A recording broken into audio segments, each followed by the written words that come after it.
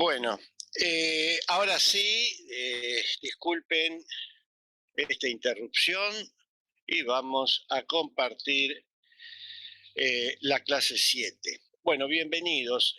¿Todos pueden ver la pantalla Física 2, clase 7? Sí, profe. Bueno, vamos como siempre a comenzar con un repaso de la última clase. Recuerden ustedes que en la última clase habíamos visto la ley de Gauss. Yo sé que empezar la mañana con esto asusta, pero no hay otra forma de escribir la ley de Gauss. ¿Existe esta con una integral o existe una forma que se puede escribir a través de derivadas, pero es tan horrorosa una como la otra? Sin embargo, esta ecuación, o mejor dicho, esta igualdad, que no hace otra cosa que debe ser tomada como un enunciado. Un enunciado donde aquí están todos los resultados que nosotros hemos visto hasta la última clase. Primero vamos a describir este lenguaje que yo ya les había anticipado, que es nuevo. Aquí tenemos la letra griega phi mayúscula, que nos representa el flujo de campo eléctrico. ¿Y qué es el flujo de campo eléctrico? Bueno, es esta integral de superficie calculada sobre una superficie cerrada. Y esto a su vez es igual a la carga interior a la superficie S cerrada, dividido epsilon 0. Bueno, de más está decirle que nunca van a tener que resolver un integral de superficie porque el resultado de este integral de superficie ya se conoce, es la carga interior dividido epsilon 0. Lo único que hay que saber es contar cargas. Bueno, pero yo les había dicho que esto debe ser interpretado como un enunciado, así como en mecánica tenían el enunciado de 3 leyes, las leyes de Newton. Bueno, esta es una de las leyes de Maxwell que hemos visto el primer día de clase, y aquí están todos los resultados particulares que hemos visto al día de hoy. Y hay mucho más, claramente, pero eso los iremos descubriendo a medida que avancemos en nuestro estudio. Bueno, lo primero que uno ve al observar esta igualdad es que existe la carga eléctrica en la medida de que exista la integral que está sobre la izquierda. La integral que está sobre la izquierda es una integral definida porque está calculada sobre una superficie, por lo tanto su resultado va a ser un número real. Y los números reales pueden ser positivos, pueden ser negativos e incluso pueden ser cero. Esto quiere decir que la carga puede ser positiva o negativa, no hay un tercer tipo de carga, hay solamente dos, las positivas y las negativas. Y puede ser cero. Ahora, el problema del cero es que yo el cero me lo puedo fabricar de dos maneras diferentes. O sumando ceros, o sumando igual cantidad de cargas positivas y negativas. Entonces, ¿qué ocurre? Ambas situaciones, desde el punto de vista matemático, son iguales, pero del punto de vista físico son diferentes, porque si la carga total es cero, es decir, que no existe carga, o que existe carga, pero en igual cantidad de cargas positivas o negativas. Esto trae como consecuencia que uno pensaría, y bueno, pero la ley de Gauss entonces no es tan precisa como parece. No es que no sea precisa, es que para esta situación particular y para el resto, además de la ley de Gauss, se necesita una segunda ecuación que, suplementada a esta, nos permita describir todos los efectos, efectos electrostáticos que pueden aparecer en la naturaleza. Que ese es el motivo de la clase de hoy. Encontrar esa segunda ecuación que, suplementada con la ley de Gauss, me permite resolver todos los problemas de la electrostática. Pero además esta ecuación dice otras cosas. Por ejemplo, nos habla de la simetría. El hecho que este resultado sea independiente de R significa que el producto del campo eléctrico por el área es independiente de R. Entonces, por ejemplo, en un problema con simetría esférica, el área aumenta con R cuadrado. Por lo tanto, el módulo del campo eléctrico tiene que ir como la inversa del cuadrado, de manera tal que el producto sea independiente de R. Esto que está diciendo acá, nosotros ya lo habíamos visto para el caso de una carga puntual, pero Gauss generaliza eso a todos los problemas con simetría esférica. Y lo mismo podríamos decir para la simetría cilíndrica y para la simetría plana, ¿no? Que esos son, como yo les dije en la clase pasada, son los resultados que hemos encontrado hasta el día de hoy. Y ya les adelanto, vamos a encontrar otros. Hoy ya hemos visto, esta debe ser interpretada como una de las leyes de Newton, pero para la electrostática. Bueno, ¿qué es lo que nosotros vamos a hacer el día de hoy? El día de hoy lo que vamos a tratar de encontrar es esa segunda ecuación.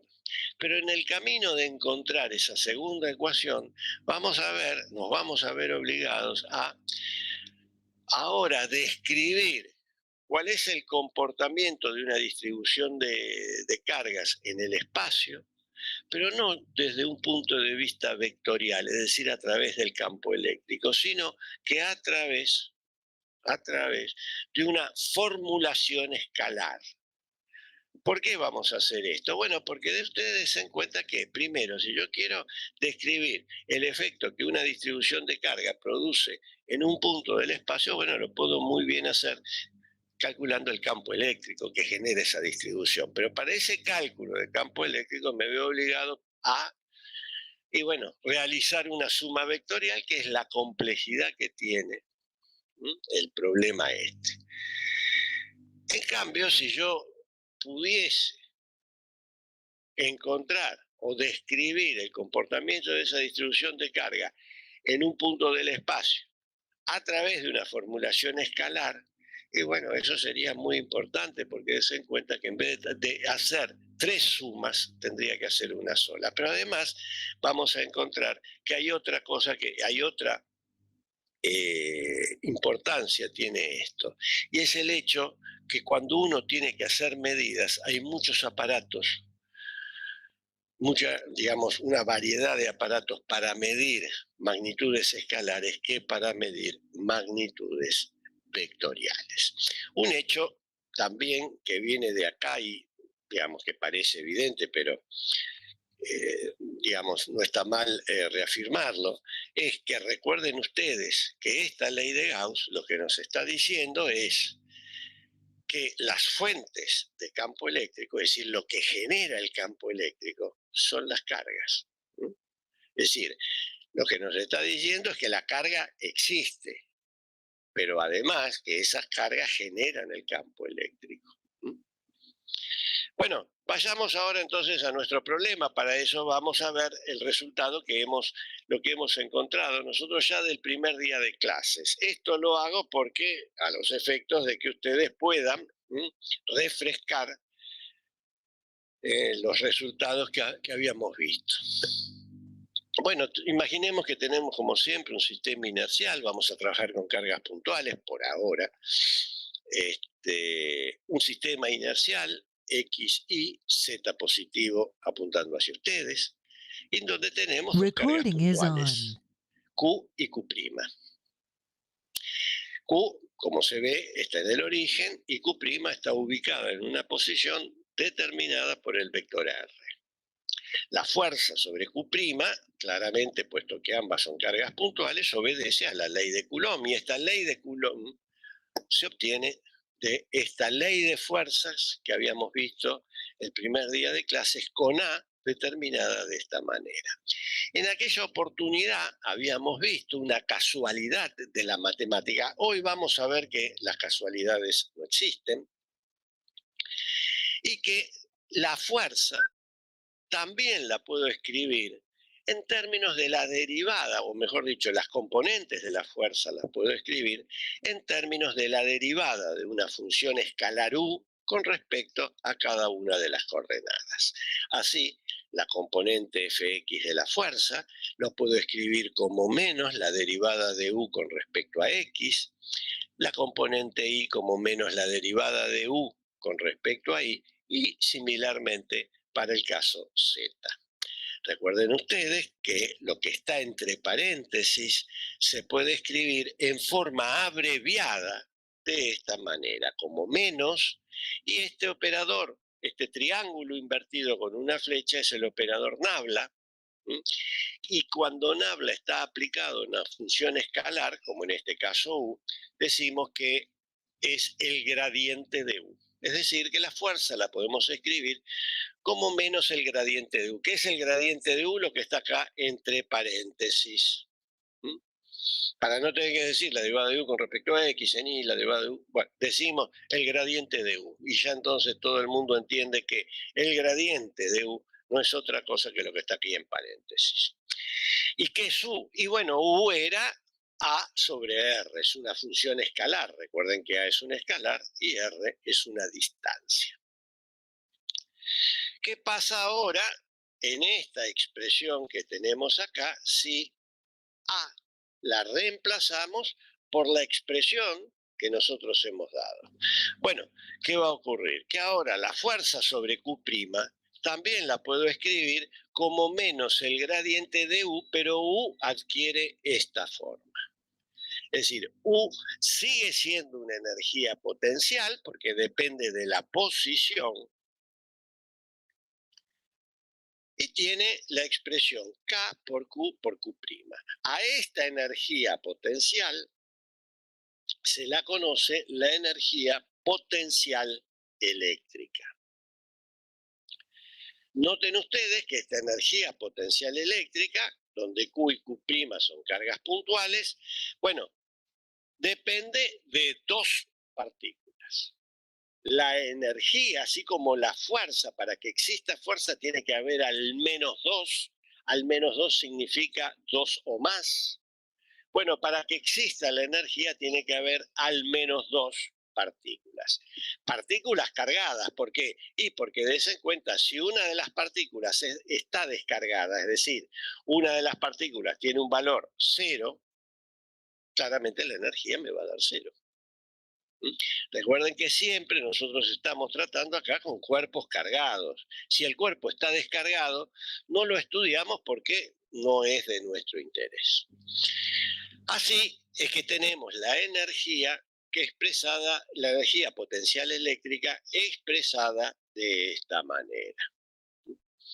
Y recuerden que claramente el signo, como es un escalar, su resultado es un número que puede ser positivo, negativo e incluso cero.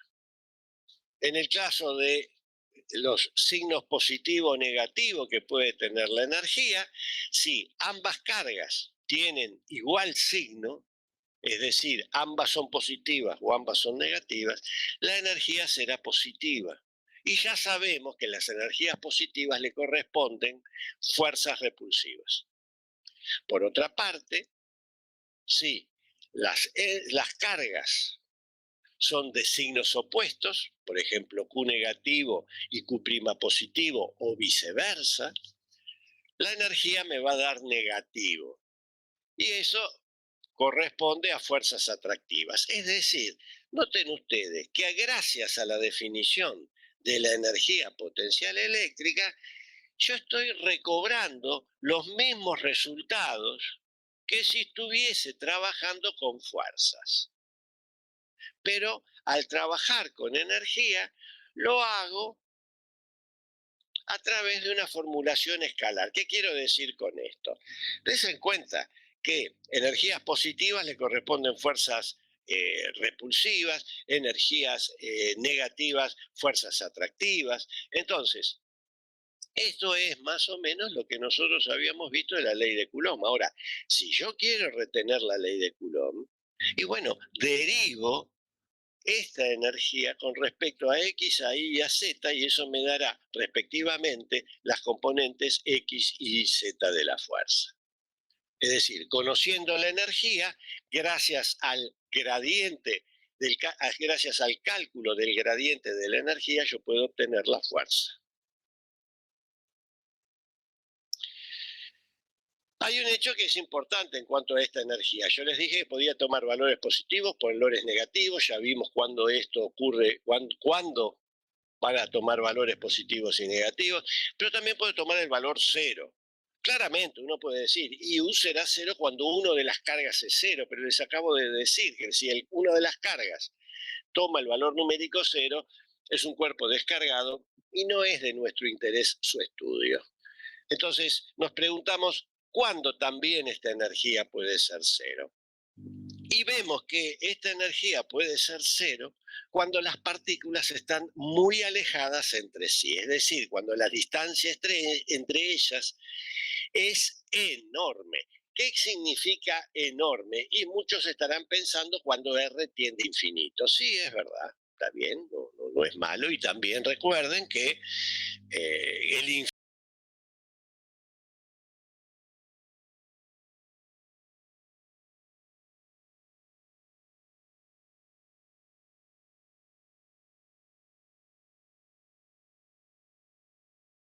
en la clase que viene nosotros vamos a poder determinar dónde se encuentra el infinito. Por ahora en el infinito sabemos que se trata de una distancia muy grande y además que en el infinito está nuestro reservorio de cargas.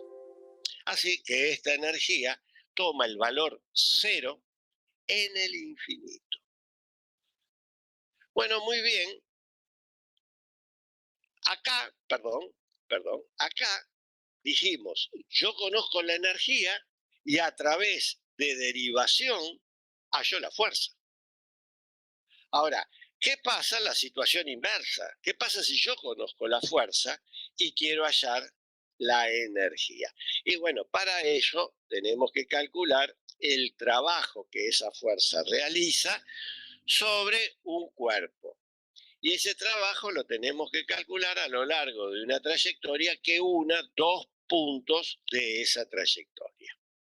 Por ejemplo, como se ve aquí en la figura de la izquierda, donde tenemos el eje, el sistema inercial XY, Z positivo apuntando hacia ustedes, tenemos la partícula fuente, que es la carga Q, acá no está explícitamente puesto, pero es la carga Q, y tenemos aquí un punto P sub 0, cuya posición queda determinada por el vector R0, y un punto final P sub F, cuya posición queda determinada por el vector RF. Así, si yo quiero calcular el trabajo para ir desde P sub 0, situación inicial, a la situación final, P final, debo llevar a cabo esta integración. Recuerden que esta integración nosotros la habíamos hecho y habíamos encontrado que en realidad la hicimos sin necesidad de utilizar ningún método de integración, sino que apelando a esa curiosidad matemática que había entre la energía y la fuerza.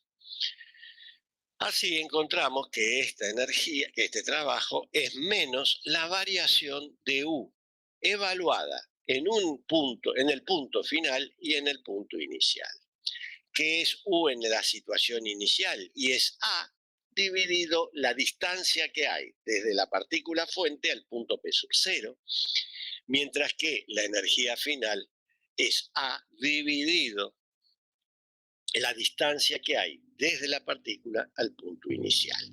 Y habíamos encontrado un hecho que era importante.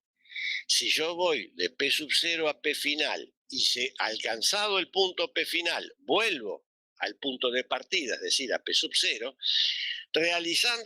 calculando estas integrales alrededor de trayectorias diferentes, como se ve aquí en la figura, encuentro que el trabajo total es cero. Es decir, que esta integral este símbolo de integral con el círculo representa el cálculo de una integral evaluada alrededor de una trayectoria cerrada. Y entonces encontramos que esto tomaba el valor cero. Recuerden ustedes que hicimos un ejercicio que yo les había propuesto y luego lo hicimos en la clase 2.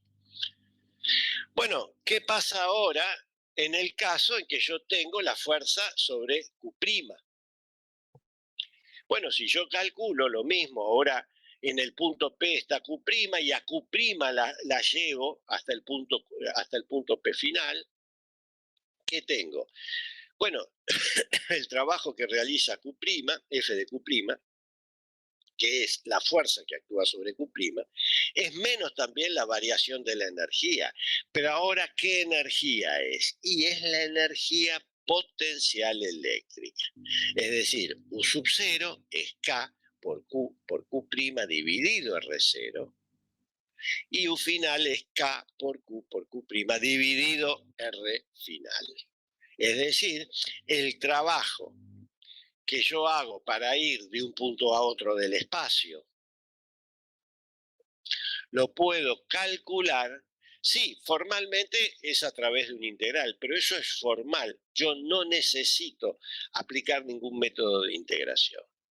Simplemente, como conozco esta función energía, puedo calcular ese trabajo como la diferencia de una función evaluada en dos puntos diferentes del espacio.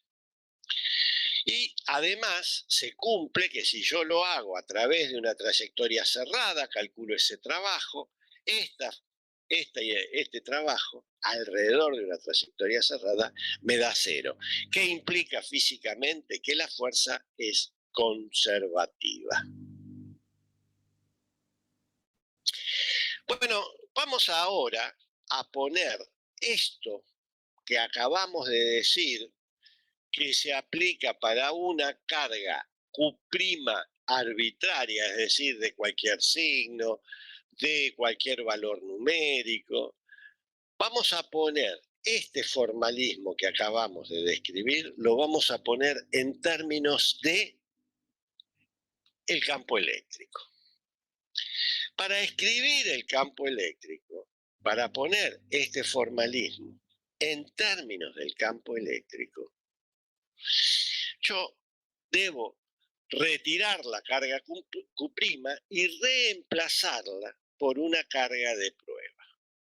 Recuerden que la carga de prueba es una carga puntual, positiva, y su valor numérico es mucho menor que el valor numérico de la carga Q, o sea, la carga fuente que está en el origen.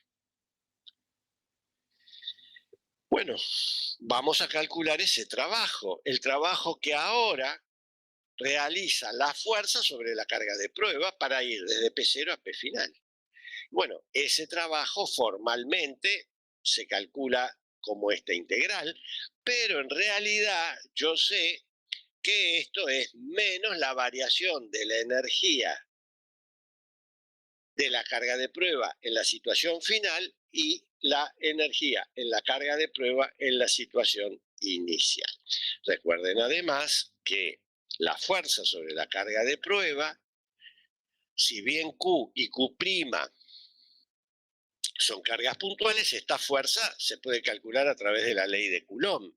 Pero vamos a escribir la ley de Coulomb aquí en términos del campo eléctrico, es decir, como el producto de la carga de prueba por el campo eléctrico. Recuerden además que la energía sobre la carga de prueba en la situación inicial no es otra cosa que es K por Q de prueba. ¿Qué he hecho acá? A la energía que tenía anteriormente, Q' la reemplacé por carga de prueba. Y lo propio hice con la energía de la carga de prueba en la situación final. Bueno, si todo esto se reemplaza en la definición de trabajo, uno encuentra que el trabajo se puede escribir como Q de prueba por el campo eléctrico igual a menos esta variación. Ahora bien, yo voy a esta doble igualdad, voy a dividirlas por la carga de prueba. Entonces, me quedará que en el miembro de la izquierda Me quedará el trabajo dividido la carga de prueba. El término que está en el medio, al dividir por la carga de prueba, puesto que la carga de prueba es un escalar que no depende de R, claramente se va la carga de prueba y me queda la integral del campo eléctrico solamente.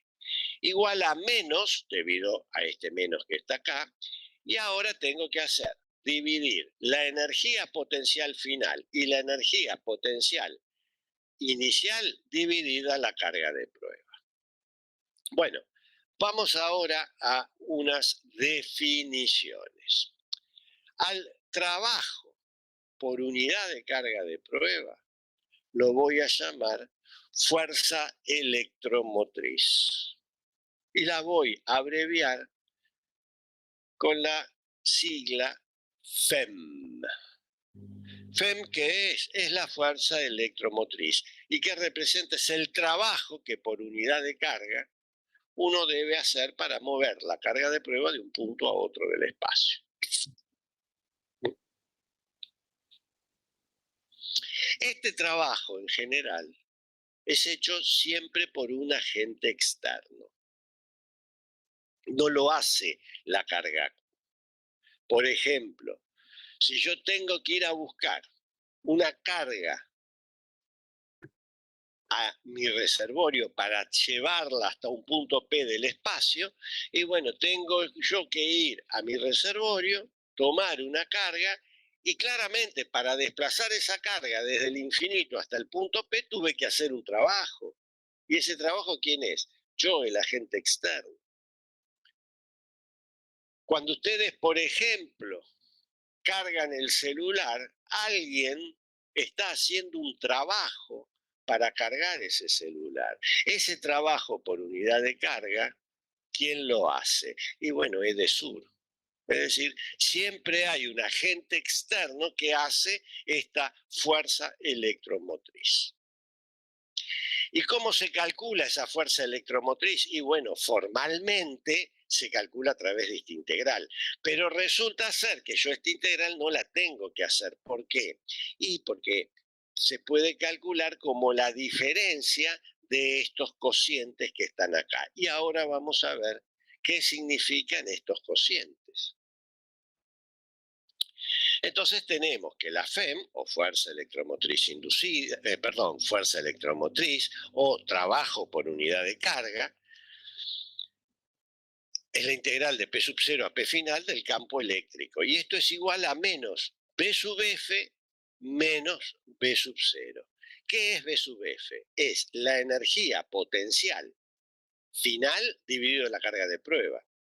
Ahora, si volvemos, permítanme aquí, a esta pantalla, y yo a esta igualdad la divido por la carga de prueba, noten ustedes que la carga de prueba desaparece y lo único que me queda es la carga Q.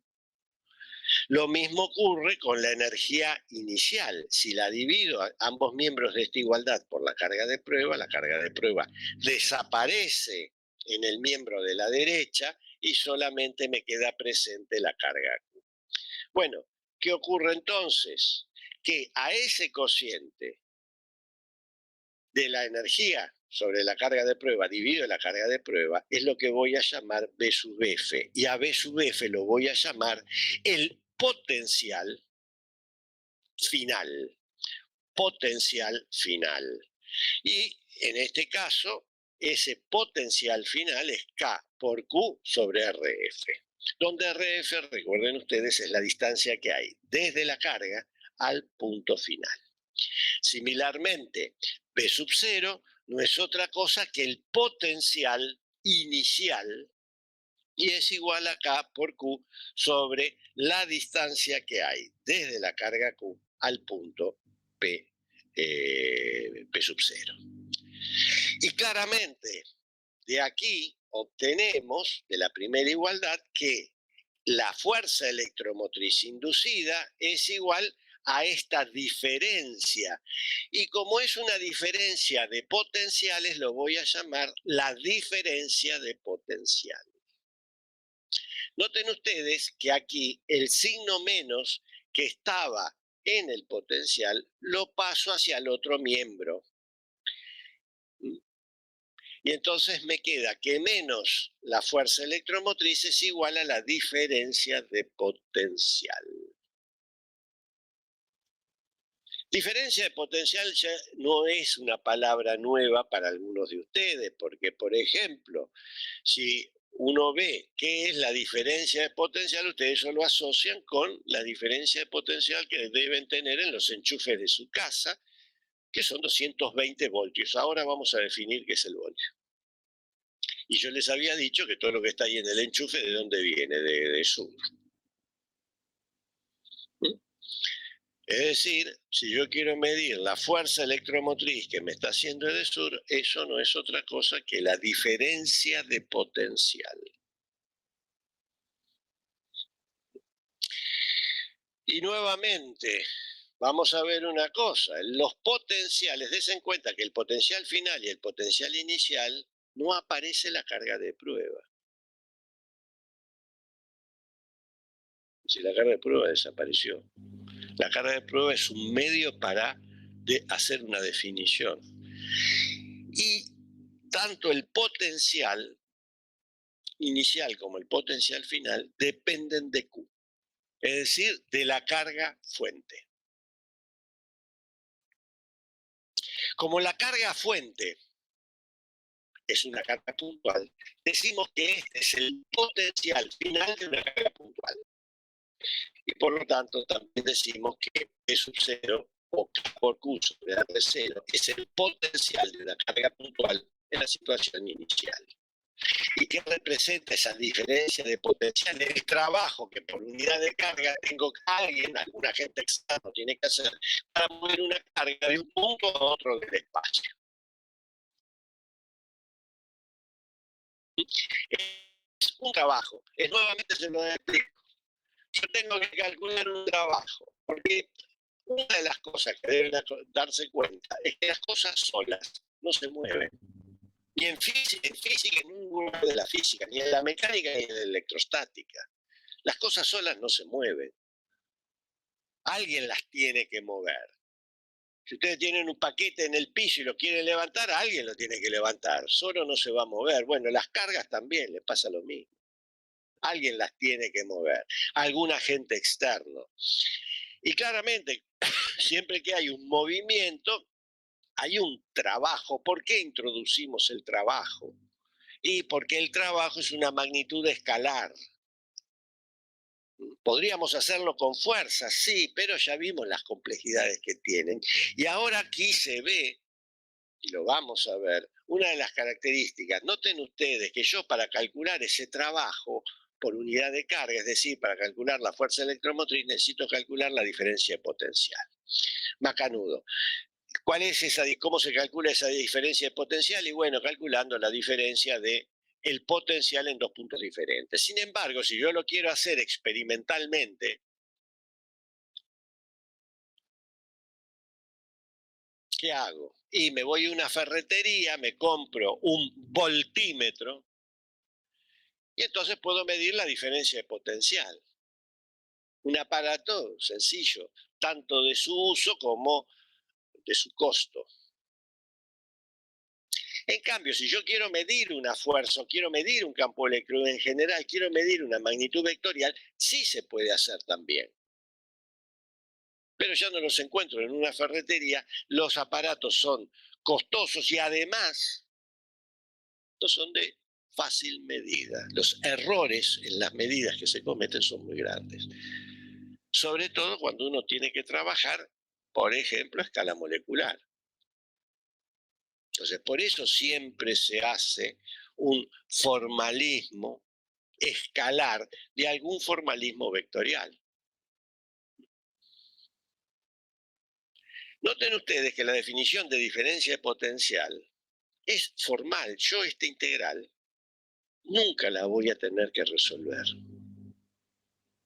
sino que simplemente voy a tener que calcular la diferencia de una función entre dos puntos diferentes. ¿Y qué va a ocurrir si yo calculo el trabajo para ir de P sub 0 a P final y de P final a P sub 0? Y bueno, va a ocurrir que la diferencia de potencial en esa situación es cero, y entonces yo tengo que esta integral va a ser cero. Es decir, cuando esto ocurre, se dice que el campo eléctrico es conservativo. ¿Qué significa físicamente la integral que está en la izquierda?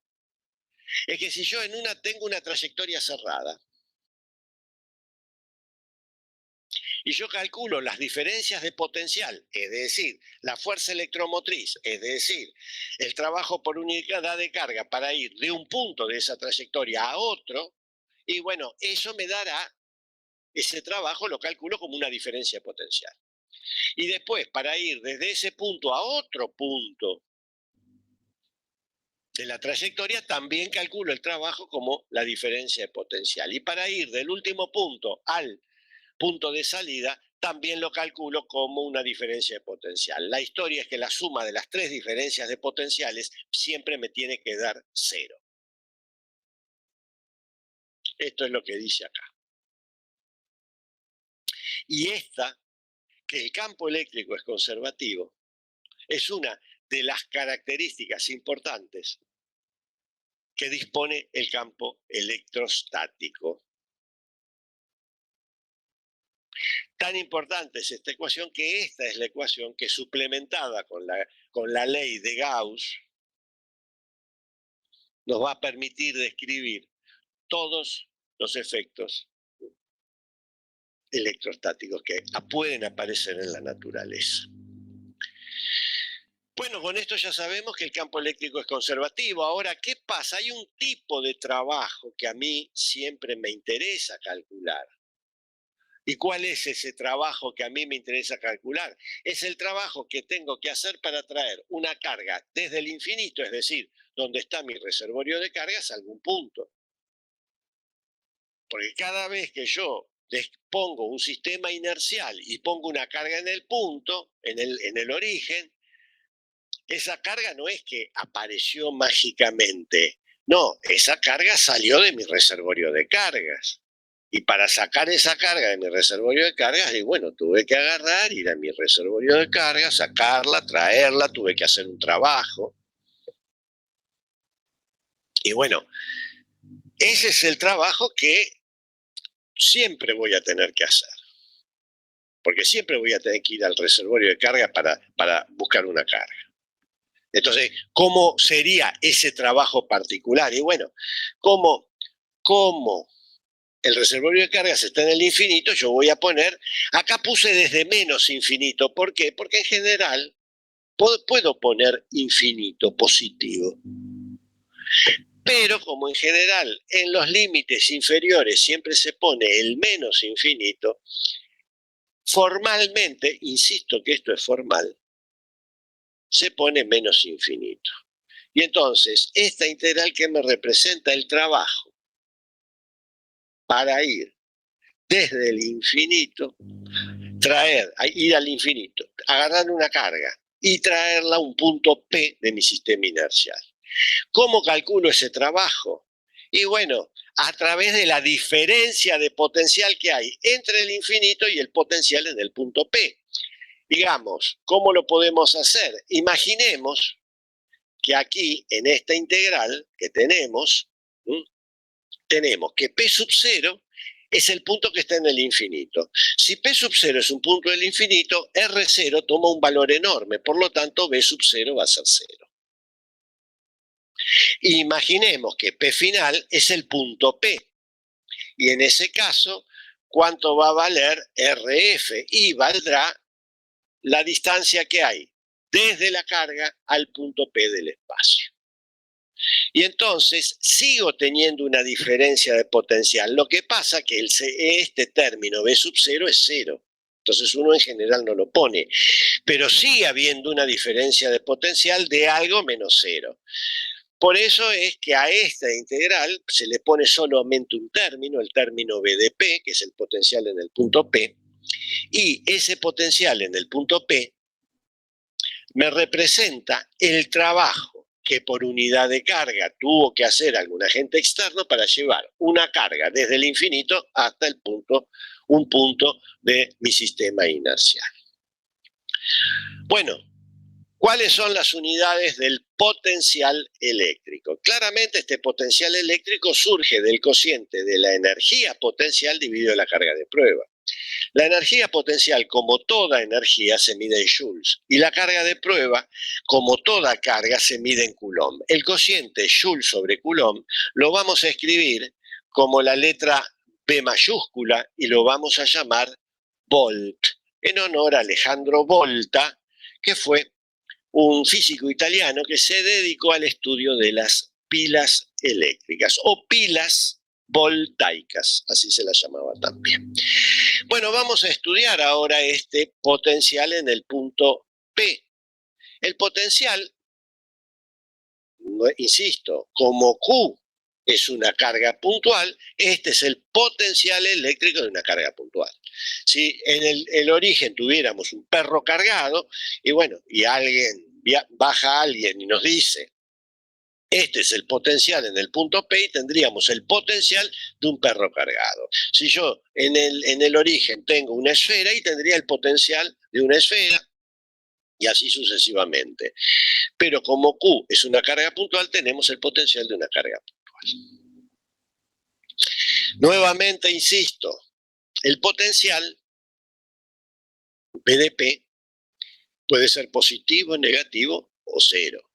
En este caso vemos que es positivo si Q es positivo, es negativo si Q es negativo, y es cero si R, la posición del punto P, estaría en el infinito. Es decir, si este punto P estaría, por ejemplo, a una distancia muy grande de la carga Q. Ahora bien, este es un potencial, recuerden, esto es un escalar. Un escalar. Es un número que tiene unidades, es decir, es un número. El potencial, ¿en qué formato tiene que estar dado? Tiene que estar dado en su signo, porque dijimos que puede ser positivo o negativo, en su valor numérico y en su unidad de medida, que es el volt. En este caso, el volt puede haber en el volt, por ejemplo, como les dije, la tensión domiciliaria es 220 voltios. Es decir, el volt no es una unidad tan grande como lo es el coulomb o todo. Aunque a veces, por ejemplo, pueden existir situaciones, en algunos, por ejemplo, dispositivos electrónicos, en donde se utiliza el submúltiplo, que es el milivoltio. Pero en general el volt es una unidad de uso corriente. Bueno, como vemos de la expresión, el potencial depende de la inversa de la distancia que hay entre la carga y el punto P. Si yo ahora me pregunto, ¿cuáles son los puntos que están a la misma distancia de la carga Q? Es lo mismo que decir cuáles son los puntos que están a igual potencial.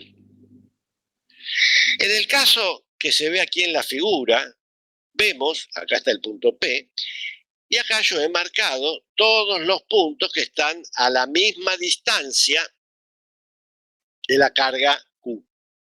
Todos esos puntos tienen una característica, su potencial es constante. Claramente acá se ve que es una circunferencia por mi limitación en la pantalla, pero con un ejercicio de imaginación, de buscar los puntos en el espacio, y bueno, encontraría que los puntos de una superficie esférica concéntrica con la carga, todos los puntos de esa región están a la misma distancia y por lo tanto al mismo potencial. Aquí yo he dibujado tres situaciones, P1, B2 y B3. Las diferencias entre P1, B2 y B3 es que esos puntos o esas curvas punteadas están a distintas distancias y por lo tanto distintas distancias de la carga Q y por lo tanto representan valores de diferentes potenciales eléctricos. A estas superficies, recuerden, acá en el plano son curvas, pero en el espacio son superficies, superficies que tienen la característica donde todos los puntos tienen igual potencial, se las llama superficies equipotenciales. ¿Qué es una superficie equipotencial? Es una superficie en donde todos sus puntos están al mismo potencial eléctrico. Ahora, la pregunta es, si Q es positivo, ¿cuál de los tres potenciales que se ve acá es el mayor? Bueno, la respuesta, en principio, uno diría, bueno, a menor distancia, mayor potencial. Por lo tanto, P sub 3, si Q es positivo, sería el potencial mayor. Si Q es positivo, el potencial mayor es B sub 3. Porque a menor distancia, mayor potencial. Ahora, ¿qué ocurre si Q es negativo? ¿Cuál de los potenciales es el mayor? Y bueno,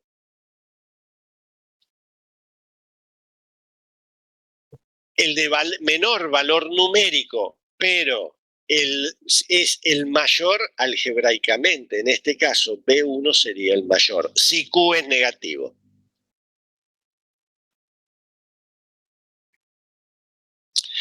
Bueno, macanudo. Si conozco el campo eléctrico, puedo hallar el potencial. ¿Cómo? Permítanme volver a esta pantalla a través de esto. Conozco el campo eléctrico, es decir, vamos a hacer un pequeño resumen. Yo conocía la fuerza sobre la carga de prueba, que era la ley de Coulomb, definí la fuerza electromotriz, esa fuerza electromotriz me quedó expresada a través del campo eléctrico, es decir, conozco el campo eléctrico, hallo el potencial. Esa es la seguidilla de razonamientos que hemos tenido, o como se dice formalmente, ese es el desarrollo lógico-deductivo de cómo hemos obtenido el potencial. Conocía la fuerza, conozco el campo eléctrico, conozco el potencial, definido a través de este integral. Pero recuerden que la definición es formal. Ahora, la pregunta que uno se hace, la inversa puede ser, es decir, si conozco el potencial eléctrico, ¿puedo hallar si conozco el potencial eléctrico, ¿puedo hallar el campo eléctrico? Es decir, la inversa. Y bueno, vamos a ver. Recuerden ustedes que habíamos dicho que la fuerza sobre la carga Q' la podía escribir como menos el gradiente de U. Claramente, la fuerza sobre la carga Q', sobre la carga de prueba, también la puedo escribir como menos el gradiente, pero de la energía potencial U sub P. Es decir, la energía potencial de la carga de prueba. ¿Qué ocurre si yo divido ambos miembros de esta igualdad? En el miembro de la izquierda voy a tener la fuerza sobre la carga de prueba dividido la carga de prueba. Eso por definición, ¿qué es? El campo eléctrico. Y recuerden ustedes que la carga de prueba es un escalar que puede entrar o salir libremente de un operador derivada. Por lo tanto, ¿qué voy a obtener?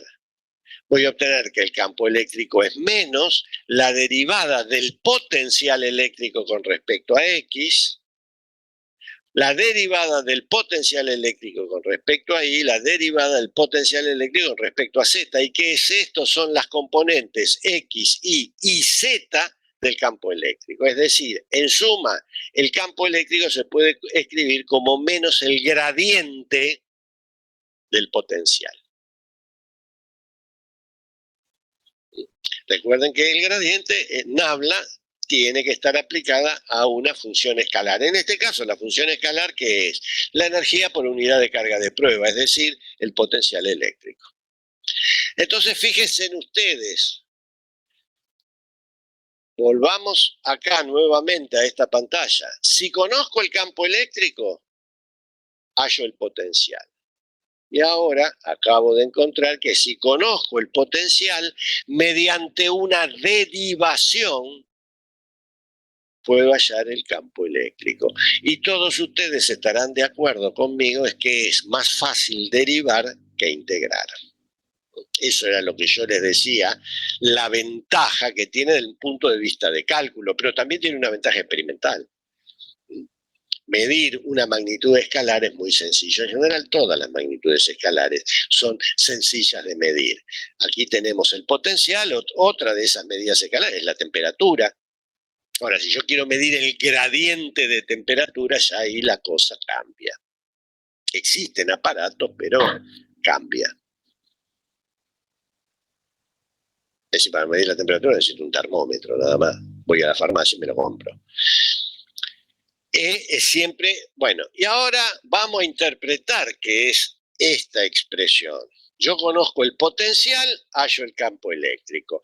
Y para eso volvamos a esto. Noten ustedes que nosotros estuvimos aquí hablando. Es decir, cuando yo les dije de la superficie equipotencial, en el caso de la carga puntual era una esfera concéntrica con la carga. Muchos estarán diciendo, y bueno, pero esa esfera no era la de la simetría esférica, que efectivamente. Ahora se interpreta por qué es una esfera. Tense en cuenta una cosa. Cuando nosotros se introduce el concepto de campo eléctrico, el módulo del campo eléctrico va como la inversa al cuadrado de la distancia. De ahí obtuvimos la famosa superficie esférica. Ahora, el potencial es una función que va como la inversa de la distancia. Y resulta que también obtuvimos la misma esfera. O sea que no es que tiene que ver esto con la dependencia, sino con una propiedad que es, en el caso del campo eléctrico, el módulo del campo eléctrico, y en este caso la superficie equipotencial. Es decir, la superficie equipotencial es una superficie donde todos sus puntos están al mismo potencial. Y entonces, ¿qué es ese gradiente? Bueno, vamos a ver lo siguiente. ¿Qué ocurre si la superficie esta, que además de ser una superficie equipotencial, también sé que esos puntos tienen una característica, todos esos puntos tienen igual módulo de campo eléctrico? Cualquier semirrecta que sale de la carga va a cortar a esa superficie esférica en un punto. En ese punto la dirección del campo eléctrico está dada por la semirrecta. Y recuerden ustedes que cualquier radio siempre es perpendicular a la superficie de la esfera, y en este caso esa semirrecta va a ser perpendicular a la superficie de la esfera.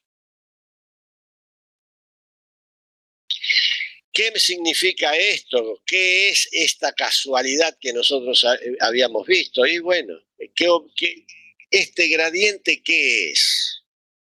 No es una casualidad, es un operador que toma una función escalar, la transforma en un vector, en este caso el campo eléctrico, pero no en cualquier vector, en un vector que es normal a la superficie equipotencial.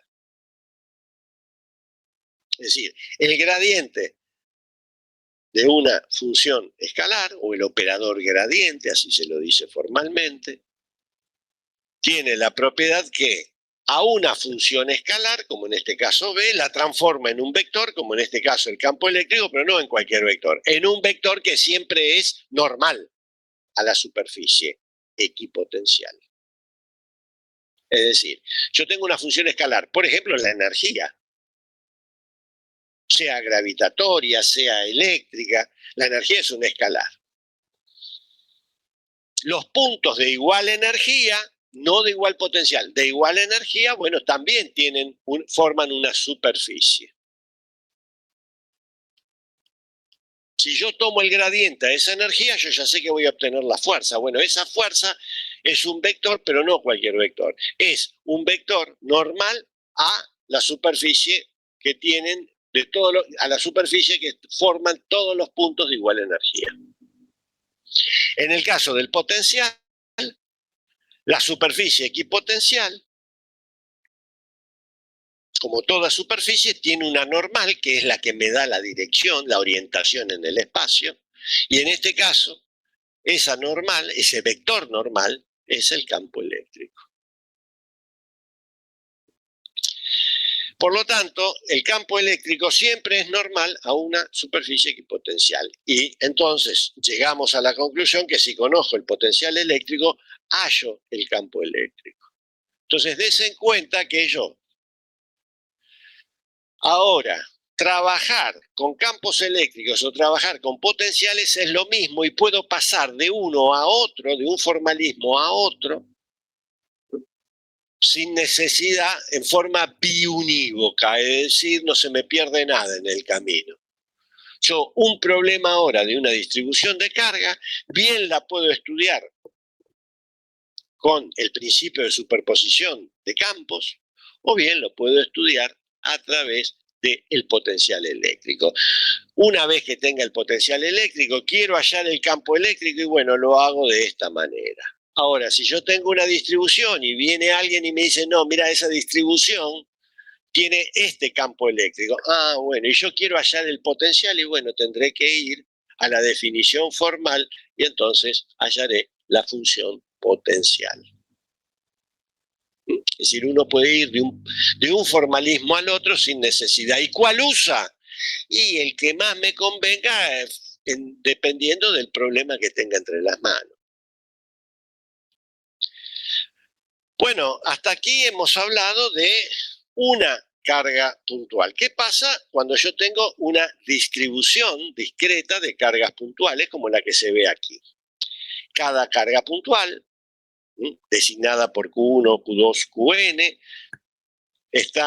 la posición de estas cargas está determinada por los vectores R1, R2, Rn. Y en particular el vector R determina la posición de un punto P. En ese punto P yo quiero calcular el potencial que genera esta distribución discreta de cargas puntuales. Des en cuenta que yo para encontrar ahora el potencial, yo conozco el campo eléctrico. ¿Por qué? Porque cuando introduje la noción de principio de superposición de campos, tuve que resolver este problema. Y entonces yo sé que el campo eléctrico en el punto P es la suma vectorial de los campos generados por cada una de las cargas. Aquí ese campo es designado por E sub I. E sub I es el campo que genera la carga Q sub I. Si yo integro ambos miembros de esta igualdad,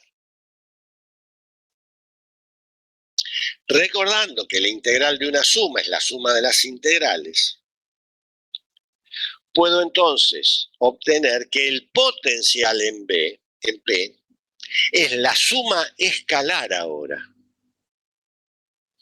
de los potenciales generados por cada una de las cargas puntuales, donde cuál es la expresión de este sumando B sub I, y es K por Q sub I, dividido la distancia que hay entre la carga y el punto P.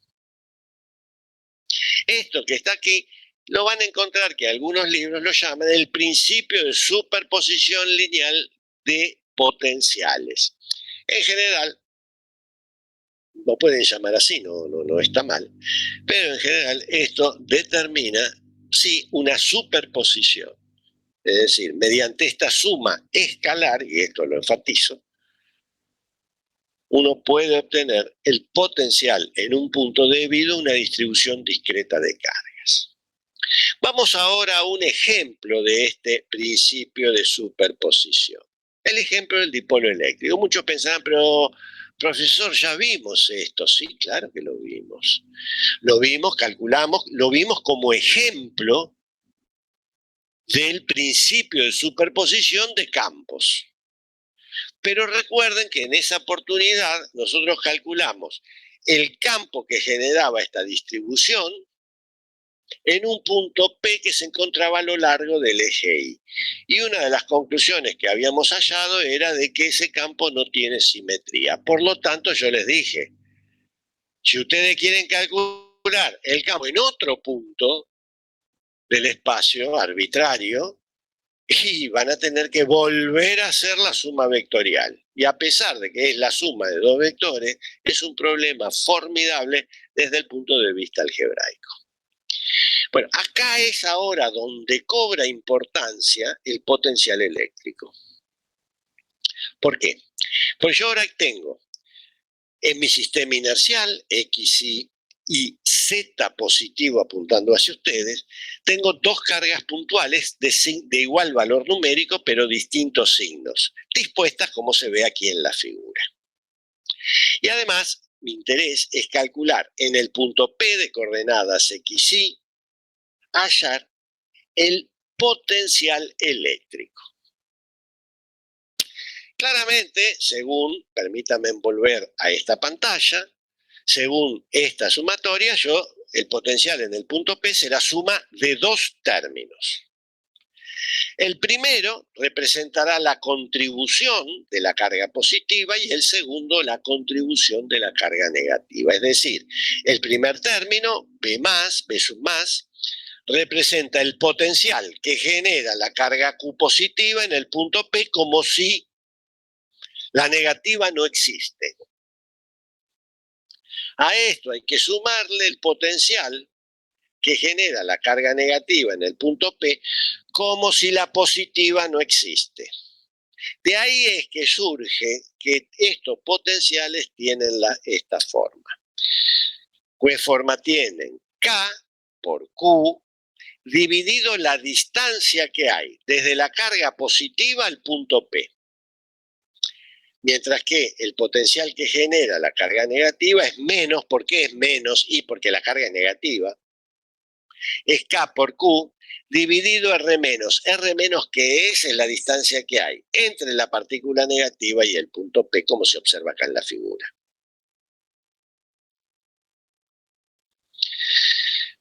Bueno, para hallar el potencial en el punto P tengo que hacer esta suma algebraica que me da como resultado este término que está aquí a la derecha.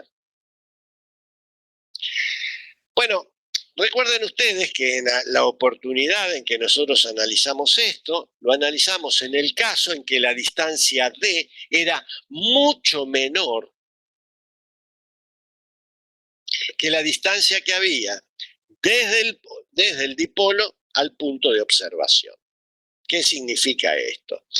En este caso, la distancia que hay desde el centro del dipolo al punto de observación P es R, esta R que está acá. Si R es mucho mayor que D, prácticamente R más y R menos son casi iguales.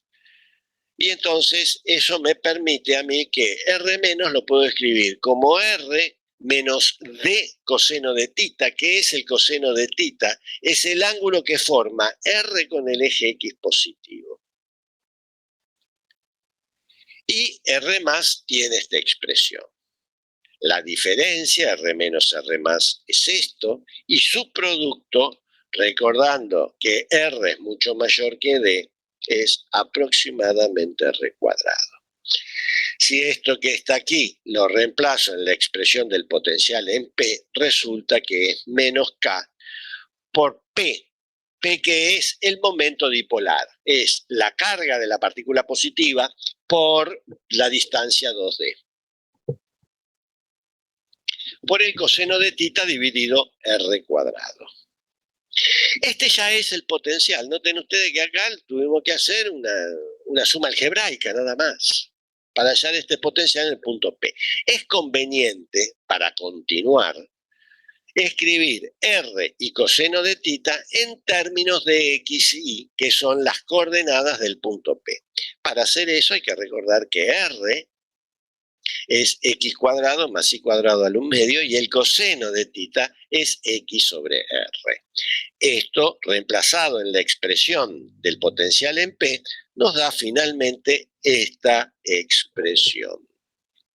Noten ustedes que hasta aquí no hemos hecho nada más que un ejercicio sencillo, una aritmética de números fraccionarios, nada más, para hallar el potencial de P. Ahora, ustedes dicen, bueno, hallé el potencial de P, en el punto P.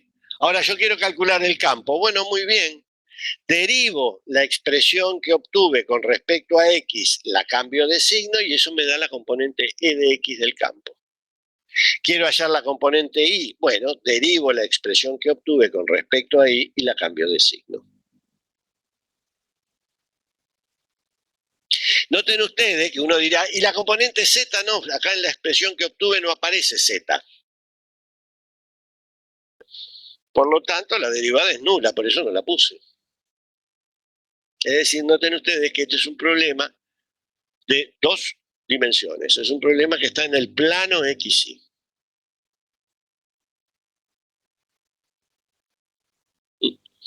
Y noten ustedes que si yo quiero hallar el campo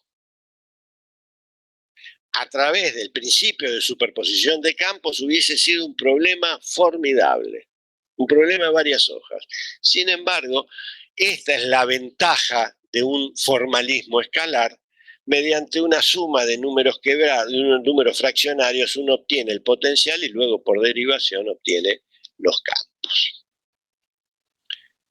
Bueno, ¿qué conclusión sacamos de este resultado? Que el potencial, que el potencial dice, el potencial eléctrico es nulo en los puntos que se encuentran en el plano IZ. Vamos, permítanme volver a esta pantalla. Recuerden ustedes que este es un sistema inercial X, Y, Z positivo apuntando hacia ustedes.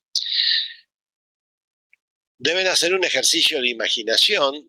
Noten ustedes que si el punto P está en ese plano IZ, es decir, es un plano perpendicular a la pantalla, para todos los puntos de ese plano, el potencial en el punto P es cero. ¿Por qué? Y porque la distancia que hay de cada una de las cargas a un punto del plano es la misma. Por lo tanto, la suma, como ambos miembros son iguales pero de signos opuestos, va a ser cero. Pero si todos los puntos de este plano están a un potencial cero, ¿qué puedo decir yo? Que ese plano es un plano equipotencial, es una superficie equipotencial que me representa que la superficie de potencial cero. Y si representa la superficie de potencial cero, ¿qué ocurre con el módulo del campo eléctrico? Mejor dicho, ¿qué ocurre con el campo eléctrico? Y el campo eléctrico tiene que ser siempre normal a una superficie equipotencial. Por lo tanto, el campo eléctrico en cualquier punto que se encuentra en el plano IZ es normal a el plano IZ. Es decir, tiene solamente componente en X. Ten en cuenta que todo este razonamiento lo hemos hecho usando el coco, es decir, usando lo que hemos aprendido, los conceptos que hemos aprendido. Esto es lo que yo voy a calificar en los parciales. A mí no me interesa si ustedes saben que eso, integrar, derivar. Si lo saben, los felicito y bien por el profesor de matemáticas. Pero a mí lo que me interesa es calificarlo porque lo que aprenden de física. Entonces, esa es la primera cosa. Demuéstrelo, bueno, ya se los demostré yo con palabras. Es decir, es más, si ustedes quieren que yo se lo demuestre con lápiz y papel, y casi ni se puede, porque surge propio de un razonamiento lógico-deductivo a través de los conceptos que hemos visto el día de hoy. Por otra parte, el campo eléctrico coincide con el resultado obtenido empleando el principio de superposición de campos cuando el punto P tiene coordenadas 0 y. Cuando el punto tiene coordenada 0i, es decir, cuando está sobre el eje y, eso ya lo habíamos visto, pero eso que ya habíamos visto es un caso particular de lo que dijimos recién. Bueno, ahora para finalizar esta clase, vamos a ver cuáles son las leyes de la electrostática. Entonces, ahora estamos en condiciones de enunciar las dos leyes de la electrostática. La primera es la que conocíamos, la ley de Gauss, y la segunda es la que obtuvimos el día de hoy, de que el campo eléctrico es conservativo. Van a encontrar en algunos libros, incluso en los libros que yo les recomendé, que a esta última ecuación que aprendimos el día de hoy, lo llaman la definición de la electrostática. No tengo problema que ustedes digan eso, pero en realidad a mí es como, me parece como darle mayor importancia a una ecuación que a la otra.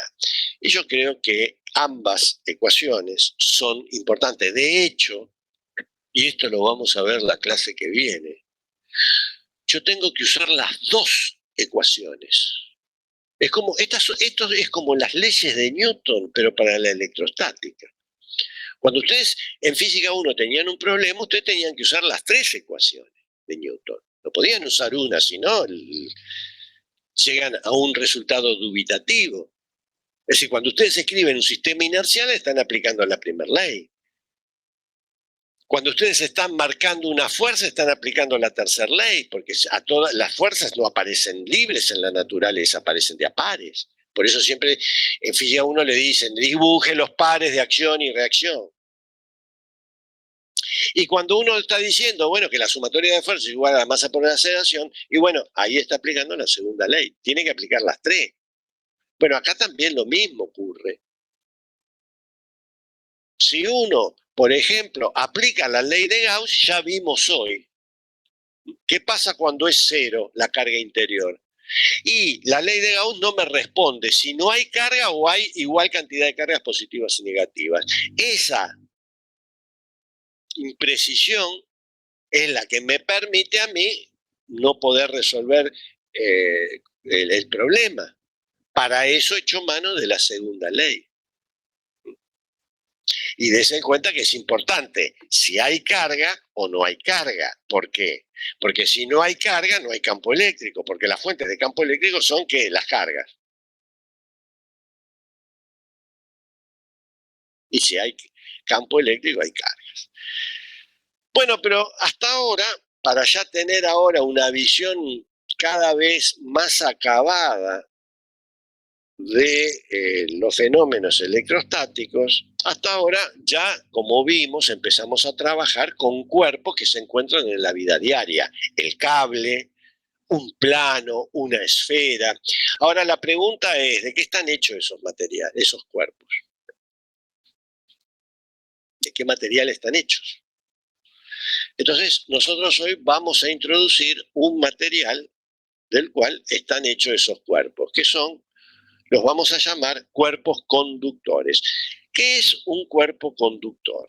Por ejemplo, un cuerpo conductor, vamos a definir un cuerpo conductor, si bien hay una definición que surge de la naturaleza, de la estructura atómica de los cuerpos conductores, vamos nosotros a definir qué es un cuerpo conductor, más bien lo vamos a definir fenomenológicamente, es decir, vamos a dar una definición que nos describa cuál es el comportamiento de ese cuerpo conductor frente a otros cuerpos cargados.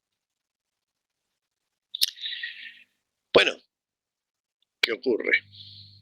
¿Qué es un cuerpo conductor? Bueno, un cuerpo conductor, vamos a decir que un cuerpo es un conductor, o que en un cuerpo conductor está formado por igual cantidad de cargas positivas y negativas uniformemente distribuidas en el volumen del cuerpo. Es decir, aquí en el cuerpo, en esta figura, es una figura irregular, representa un cuerpo conductor. Ese cuerpo conductor, en su interior, hay igual cantidad de cargas positivas y negativas, libres de moverse, no pueden salir del conductor, pero pueden moverse libremente en su interior y están uniformemente distribuidas en el volumen. Entonces, ¿cuál es el comportamiento, por ejemplo, de un cuerpo conductor descargado? Es decir, un cuerpo conductor, ya sabemos que cualquier cuerpo que decimos está descargado si su carga total es cero. Acá el cero, yo sé cómo lo dibujé, de dónde vino este cero. Vino de la propia definición de material conductor. Hay igualdad de cargas positivas y negativas, o sea, que en este cuerpo, en el interior, hay cargas, pero están en igual número, tanto las positivas como las negativas, y están uniformemente distribuidas en su interior. Y yo me pregunto por el campo en el interior. ¿Por qué? Porque uno dice, ¿y en el exterior qué pasa? ¿Y un cuerpo descargado en el exterior va a generar campo eléctrico? No, porque si la carga es nula, no va a generar campo eléctrico.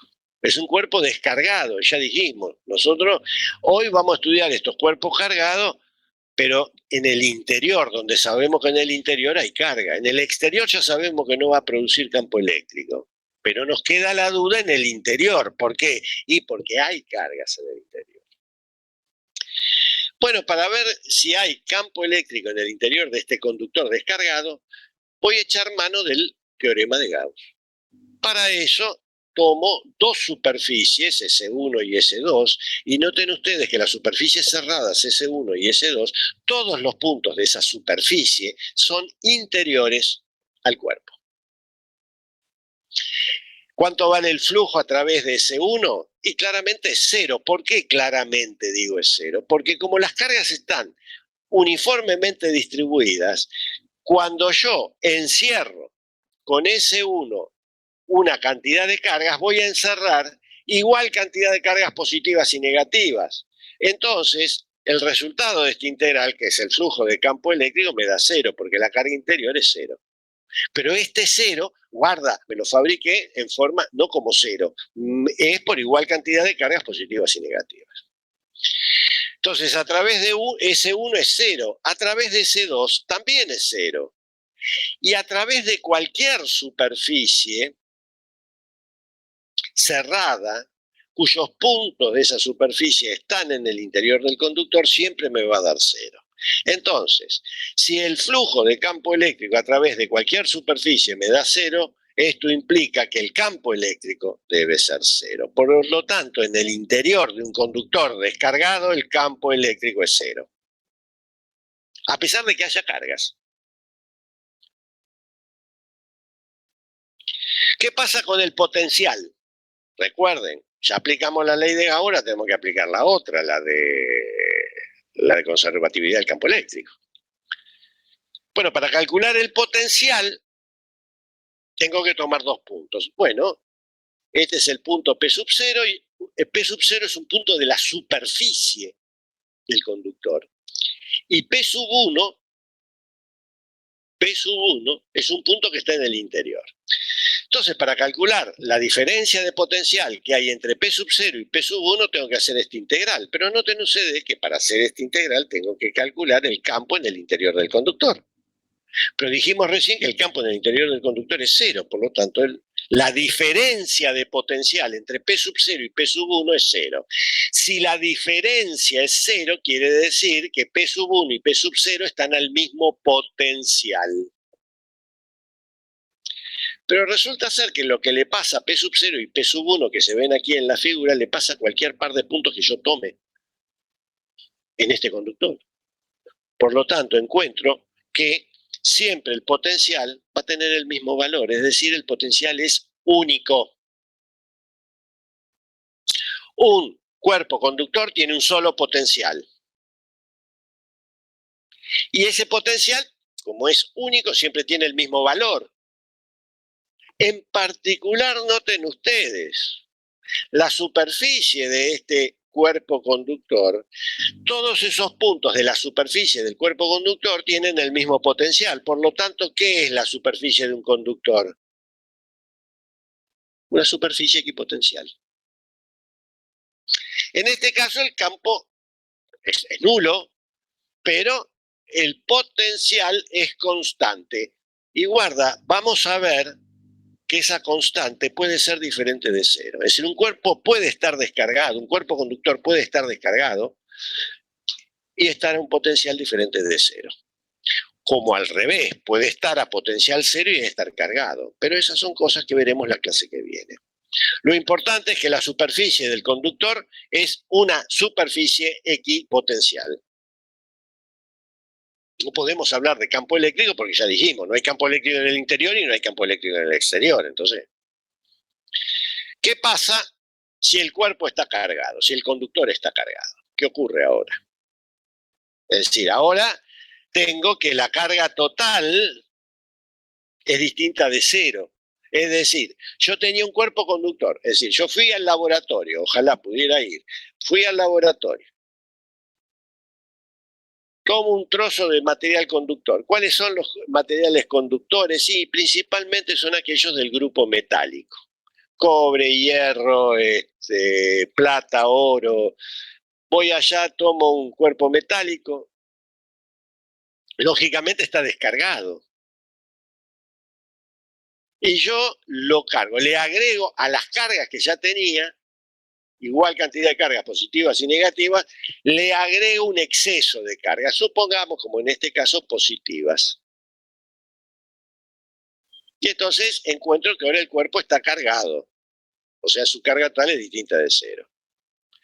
Las cargas, el agregado de esas cargas, como se ve en la figura, están ubicadas en la superficie del material conductor.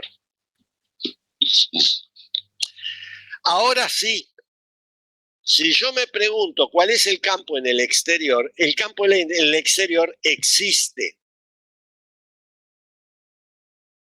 Hay campo, este conductor cargado sí genera un campo eléctrico en el exterior. ¿Cuánto valdrá? Y bueno, no sé, habrá que calcularlo. Pero ¿qué pasa en el interior?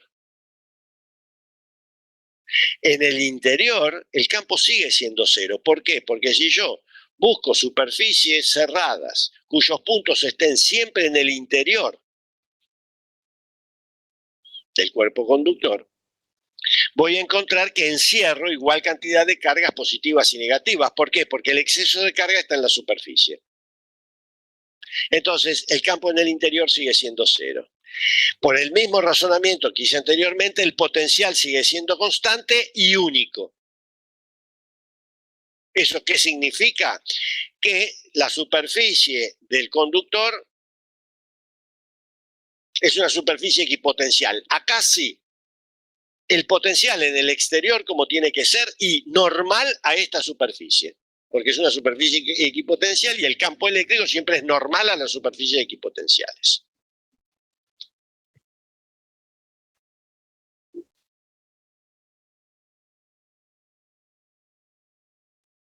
En suma, ¿qué podemos decir hasta ahora? Que sea el cuerpo cargado o descargado, el campo en el interior siempre es cero, el potencial siempre es único, la superficie del conductor es una superficie equipotencial. Siempre. ¿Qué pasa ahora si yo tengo un cuerpo conductor descargado, pero le acerco otro cuerpo cargado? Puede ser una carga puntual, puede ser una esfera cargada, qué sé yo. Y vamos a suponer que la carga es positiva. En general, des en cuenta de lo que yo estoy estudiando, es el caso de un conductor cargado en presencia de un campo eléctrico externo. ¿Quién genera ese campo eléctrico externo? Y este cuerpo cargado positivo, en este caso positivamente.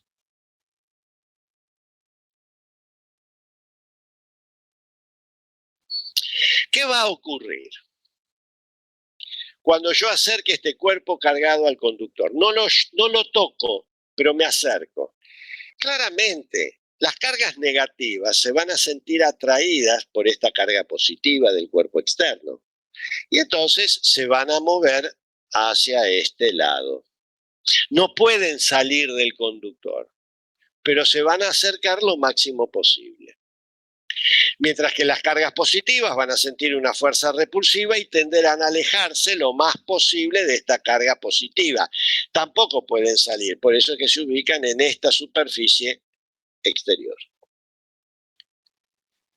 Ahora, ¿qué va a pasar con el campo? Es decir, noten ustedes, el cuerpo está descargado, pero ya ahora su carga no está uniformemente distribuida. Cambié la distribución de carga. El cuerpo sigue teniendo carga cero, sigue siendo un cuerpo descargado, pero ya no tiene una distribución uniforme de cargas. Pero su campo eléctrico, como las cargas están todas aquí en la superficie, el campo eléctrico en el interior sigue siendo cero y el potencial sigue siendo único. Y nuevamente, y guarda con esto, la superficie del conductor sigue siendo una superficie equipotencial. Entonces ustedes dirán, pero ¿cómo, profesor va a ser equipotencial si acá tiene cargas negativas y abajo cargas positivas? Es que el problema es que cuando uno trata con cuerpos conductores no hay que confundir carga con potencial. El cuerpo conductor tiene una superficie equipotencial, pero el valor del potencial, en el caso de ciertos cuerpos conductores como este, ya vemos que no depende esa constante del signo de las cargas. Estas cosas las vamos a ver con mayor precisión la clase que viene. Ahora, bueno, son 10:30, vamos a dejar la clase aquí. Recién me ha hablado el instructor, me preocupa un poco porque me ha dicho que no se encuentra bien de salud. Ahora yo voy a hablar más detenidamente con él por teléfono, no lo quise hacer aquí delante de ustedes, pero espero que no tenga nada raro. Bueno, sea como fuere, esto significa que ahora se termina la clase y no van a tener clase práctica. Pero vamos a hacer una cosa. Yo les voy a enviar en unos minutos, seguramente antes del mediodía, les voy a enviar la presentación PowerPoint de la clase de hoy. Y además les voy a mandar la presentación, también PowerPoint, de la solución de los problemas del práctico 2. A ver si se ve, sí, del práctico 2.